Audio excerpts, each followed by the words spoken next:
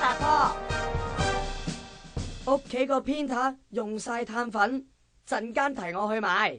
黑仔，你有冇熄咗個偏塔先出嚟啊？仲有，係咪真係用晒啲碳粉㗎？我點知啊？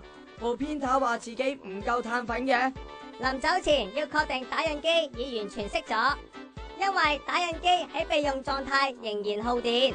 另外有測試報告緊指出，即使打印機着起低碳粉指示燈，碳粉盒中其實仲有高達40% 嘅碳粉，只要拎出碳粉盒，輕力來回搖動，再放返打印機繼續打印，咁就唔會浪費啦。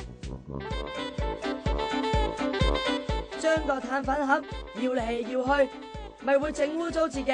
我都話輕力咁搖咯，況且你係黑色，污糟咗都見唔到啦。想同我哋分享更多環保小貼士，去我哋 Facebook 專頁啦。